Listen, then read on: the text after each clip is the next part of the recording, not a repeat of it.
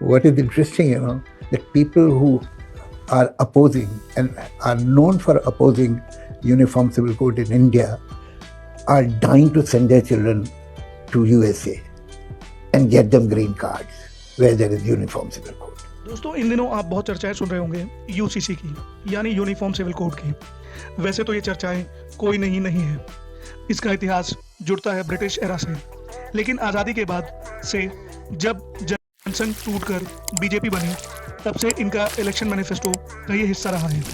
वैसे तो क्राइम कोई भी धर्म, जाति, वर्ग या इंसान करे तो हमारे देश में कानून बराबर सजा देता है, क्योंकि हमारे क्रिमिनल लॉज सेम है।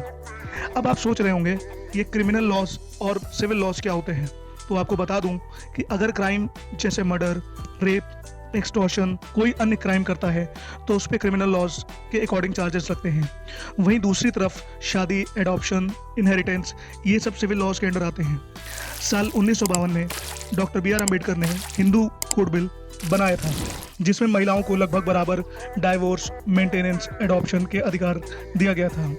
जिसमें दोस्तों 2005 में अमेंडमेंट करके एंसेस्ट्रल प्रॉपर्टी में विमेंस को इक्वल राइट दिया गया, या यूं कहें कि पिता माता के मृत्यु के बाद उनकी संपत्ति पे बेटे के समान ही बेटी का अधिकार होगा। और दूसरी बात, उन दिनों में पॉलीगैमी जैसी समस्याएं और कई धर्म जातियों में भी थी, जिसमें से एक हिंदू धर्म भी आता है, परंतु हिंदू कोड बिल आने के बाद इसको भी बैन कर दिया गया। और ये कई अन्य धर्म के लोगों पर भी लागू होता है, जैसे सिख, बौद्ध, जैन, परंतु मुसलमान और क्रिश्चियंस को इससे बाहर रखा गया है। और आपको जानकर हैरानी होगी कि इस सेकुलर देश में मुस्लिम पर्सनल लॉ बोर्ड भी है, जो शरिया से मॉनिटर किया जाता है। यही कारण है दोस्तों, मुस्लिम्स में पॉलीगैमी आम है, यानी बहुविवाह।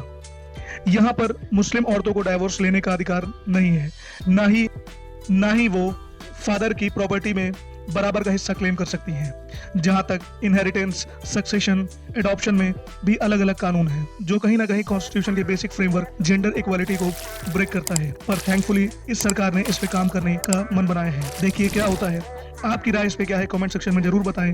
वीडियो अच्छी लगी हो तो लाइक करें और हमारे चैनल को सब्सक्राइब करें। धन्यवाद।